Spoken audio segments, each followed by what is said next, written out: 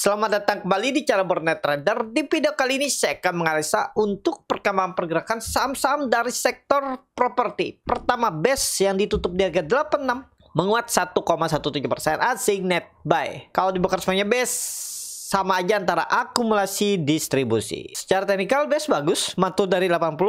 Target kemana nih? Di April, mudah-mudahan ya serius bangkit. Targetnya 93 atau 95 maksimal. Coba lihat time frame weekly-nya. Weekly-nya doji sepertinya mulai ada perlawanan di area support ya. Karena supportnya sudah terbentuk, kemungkinan besar dia akan menguji area atasnya lagi ya, sekitaran 90 sampai 95 itu. Coba time frame bulanan. Bulanannya candlenya hammer terbalik, tapi nggak masalah lah ya. Yang penting nggak jebol 80. Bagi yang belum punya gimana? Wait and see. Kalau ada koreksi-koreksi dekat-dekat 80 ya itu spekulasi buy. Kenapa? Karena Bapak Ibu perhatikan, BES ini lagi sideways range pendek 80 sampai 85. Lumayan lah 5% dari support ke resisten. Ya ini kan dia di resisten minor. Kalau resisten kuatnya itu ada di 90-95. Nah tinggal Bapak Ibu bagaimana kondisinya. Ya kalau saya lebih baik wait and see. MACD-nya bagus, golden cross arah atas.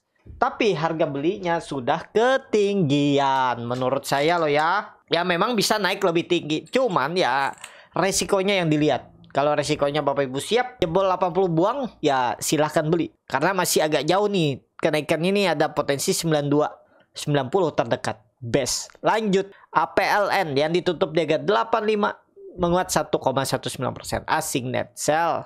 Kalau bukan semuanya APLN di distribusi. APLN mantul dari 80 cukup oke lah ya. Ada potensi nggak naik walaupun sektor realnya properti agak kurang juga, belum ada buying power. Masih namanya saham nih nggak peduli. Kalau memang ada momentumnya naik dulu. Tapi kalau realnya juga belum ada signifikan, kemungkinan besar ya teknik rebound biasa. Ya bisa aja dia naik sampai 100 habis itu koreksi lagi. Itu bisa ya. Cuman mancing habis itu koreksi lagi. Ya karena memang belum saatnya bangkit. Saat ini resistennya ada di 90. Ya kalau menurut saya APLN kalau ada koreksi ke 80, 83 tuh area entry menarik. Targetnya ke 88, 90 aja. Tektokin aja dulu di area itu ya. Kemungkinan besar sih APLN masih akan sideways. MACD-nya mengarah ke atas hampir golden cross. Coba lihat time frame weekly-nya. Weekly-nya doji, volume besar, MACD-nya melandai, menyempit, mau golden cross. Bulanannya belum terlalu signifikan. Tapi sudah ada sinyal-sinyal untuk mencoba kembali menguji 90-nya. Kita lihat ya. Jadi ada koreksi itu malah kesempatan buy on weakness. Disclaimer analisa kembali. Lanjut. ASRI yang ditutup di harga 110 sama harga penutupan hari sebelumnya. Asing net buy. Kalau dibakar semuanya ASRI di distribusi. ASRI kepentok resisten juga. Dia mantul dari berapa nih? 103 ya, nggak dikasih tuh 100. Jadi kondisi sekarang lebih ke wait and see. Maksa kalau kita beli update ASRI saat ini. Menurut saya loh ya terlalu maksa ya. Mending nawar lah. Kalau dikasih di bawah 105 tuh menarik. Tapi banyak saham yang lebih menarik ya. Apa aja ya, analisa saya sebelumnya tuh saham-saham menarik tuh. Batu bara. Ada juga terus di komoditas. Ada juga yang selain batu bara terus Big Bang ada yang menarik kan, terus di consumer good ada yang menarik, di otomotif, poultry, semen-semenan juga ada yang menarik. Nah, daripada ASRI atau daripada sektor properti yang ini ya, bukan panitia BDK ya nanti analisanya. Ya menurut saya lebih baik cari sektor lain dulu. Tapi disclaimer kalau suka ini juga boleh. Kalau saya lebih wait and see lah, ASRI belum menarik. BSDE yang ditutup dari 805 terkoreksi 1,2%, asing net buy. Kalau bukan semuanya BSDE di distribusi.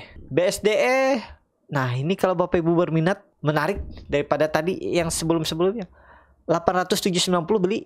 Janganlah kita pakai 775 aja karena kalau kita pakai support tanggung tuh takutnya jebol dikit naik kan sayang. Ya udah cut loss 770 udah gitu aja. 770 765 sekarang 40 poin. 5% lah cut loss ideal nggak? Target ke berapa? 880.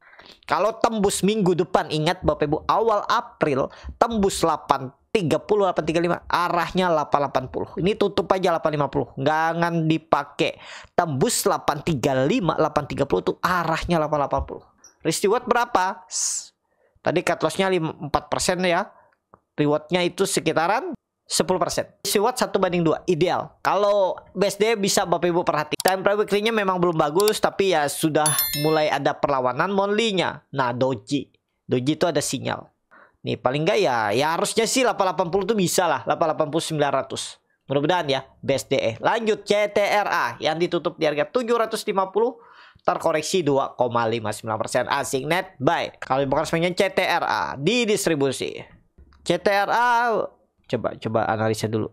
Langsung saja katanya CTRA belum menarik karena supportnya agak jauh. Kalau dikasih koreksi nanti open market buka 730, 700 tuh beli. Jebol 690 buang aja lah. Kita pakai supportnya 24 Maret nih aja low-nya. Kalau dia mau bentuk low baru di bawah 700 buang. 79 695 690 tuh buang aja. Ya, target kemana? Minimal itu 800. Jadi belinya ke kapan? Tunggu ada koreksi dikit. Beli. Ya, 730, 720, 710. CTRA. Lanjut Demas yang ditutup 136 sama harga penutupan hari sebelumnya. Asing net buy. Kalau dibongkar semuanya Demas akumulasi. Demas sideways.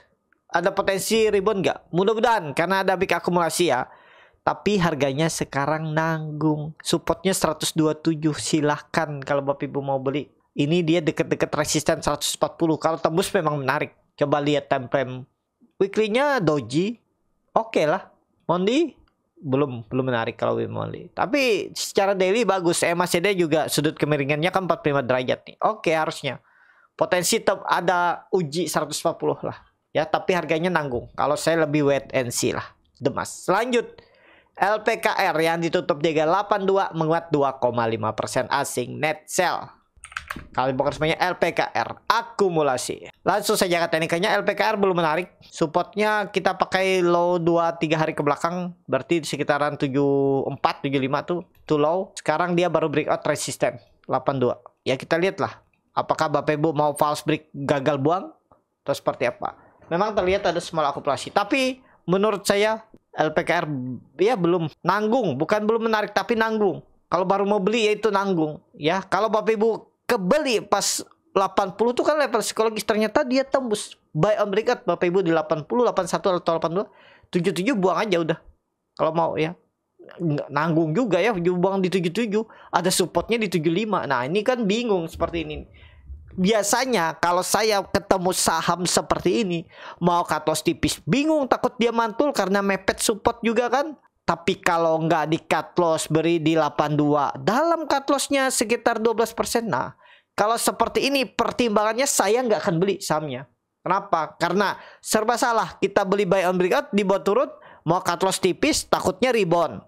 Tapi cut loss dalam ternyata makin turun. Nah, seperti ini nih biasanya nggak masuk dalam sistem trading saya. Kalau ketemu saham seperti ini, saya skip, cari yang lain yang lebih menarik.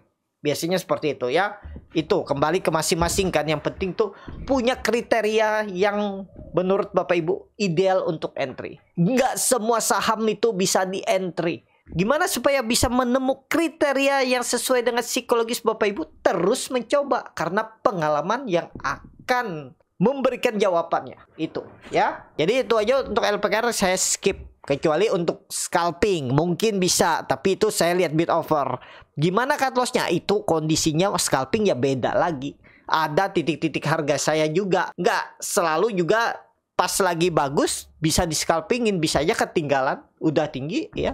Nah itu harus ada kriterianya juga. Seperti apa nih saham yang bisa di scalping saat market berjalan? Apakah harga atas, harga bawah? Nggak ada patokan. Kalau sesuai kriteria mau harganya tinggi 20%, 30% naik ya. Kalau ada kriterianya masuk.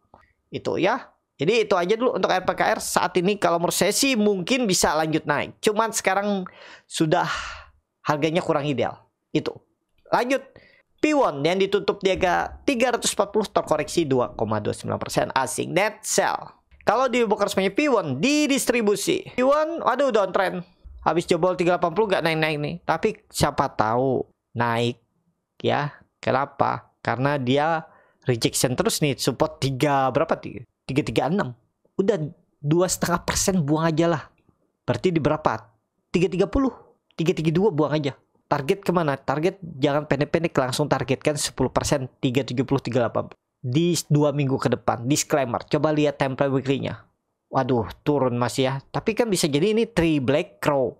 Ya kalau menurut saya, kalau mau spekulasi buy 2,5% buang aja dulu. Kalau memang jebol, kena stop loss, sudah biarin. Itu ya, pre-won. Lanjut SMRA yang ditutup di harga 394, menguat 0,51%. Asing net sell. Kalau bukan sebenarnya SMRA didistribusi. SMRA potensi akan menembus 400 kemungkinan besar. Apakah bisa buy on breakout? Mudah-mudahan bisa. Kenapa? Karena ada akumulasi ini dari 17 Maret. KI akumulasi 42 miliar. Kalau seminggu KI juga akumulasi 15 miliar, bagus nih. Cuman supportnya agak jauh ya Bapak Ibu, 370. Tapi kalau saya buy on breakout, nih ya, kalau saya buy on breakout 400 misalnya sampai 404 ya, 392 saya buang. Berarti berapa tuh? Sekitar 3%. Udah nggak mau nunggu sampai 370, terlalu dalam. Kenapa? Ya dalam, dari 392 ke 370 tuh ada 22 poin kan. Berarti ada potensi turun masih 6%-an. Kalau saya skip. Itu kalau saya buy on breakout. Tapi ini nggak harus diikutin ya, disclaimer juga nih. Nggak melamblu apa yang juga sesuai dengan psikologis Bapak Ibu. Itu. Jadi itu aja. Kalau pandangan saya, coba lihat time frame weekly-nya. Bagus. Ya, MACD-nya menyempit, mulai melandai. Monthly-nya juga ya lumayan. Ada potensi lah. Kalau tembus 400 harusnya bangkit, serius bangkit nih ya. Mudah-mudahan minimal 430, 440 di April. Kita lihat SMRA. Lanjut. PANI yang ditutup di 10.000 menguat 9,89%. Asing net sell. Kalau di broker semuanya PANI didistribusi. PANI akhirnya bangkit lagi ya. 8.000 level psikologisnya bertahan. Mudah-mudahan gak jebol lagi ya. 9.000 berapa nih? Jangan kita tarik ke atas saja. Kalau tren jangka pendek loh ini ya. Ini kan rejection nih. Kalau sampai balik lagi ya gagal menurut saya. 9.500 jangan jebol. Jebol gagal. Ya, kalau ini benar swing low, bottomnya Maret, berarti ada peluang ke 14.000 atau minim-minim 12.000. Ada potensi 20% sampai 40% nih kalau jalan PANI di April. Kalau memang bullish ada potensi. Pokoknya ingat 9.500 jangan jebol di minggu awal buka market April. PANI. Lanjut CBDK yang ditutup di 5.950 menguat 17,24%. Asing net buy. Kalau bukan semuanya CBDK didistribusi. CBDK open gap up kemarin ya, nggak tahu ada sentimen apa, tiba-tiba naiknya tinggi loh. Dari closing hari Rabu dia naik tuh langsung 14% itu luar biasa ya. Jadi saat ini ya bisa diperhatikan lagi kalau gini. Support minor 5.000 berapa nih? Support minor 5.400, 5.500 itu. Support kuat masih sama. Support kuatnya di ya low-nya waktu itu kemarin 4.500. Dan kalau diperhatikan broker summary-nya malah big distribusi. Jadi kalau menurut saya wait and see lah, jangan dikejar atas. Bisa nggak sih kejar atas kondisi market seperti ini? Kalau ada buying power bisa. Tapi ada kriterianya, ada tekniknya, itu bisa dibaca lewat bid offer. Gimana cara bacanya? Bapak Ibu belajar di kelas scalping boardnya trader. Ya, cuman saya belum buka, mungkin baru buka lagi nanti Mei. Kalau mau daftar sekarang itu bisa, nanti saya kasih video rekaman yang di bulan Maret ini. Live Zoom-nya ada, ya itu langsung saya masukkan di grup dan Bapak Ibu langsung coba sambil saya bantu milihkan saham-saham beserta bid offernya ya, bagaimana kita bisa masuk entry saham sebelum momentum dan kita langsung bisa cari profit bareng ya. Jadi itu ya, kalau tertarik bisa link trade di deskripsi. Jadi itu aja dulu untuk CBDK time frame weekly-nya. Candlenya bullish engulfing, volume mendukung, harusnya sih lanjut.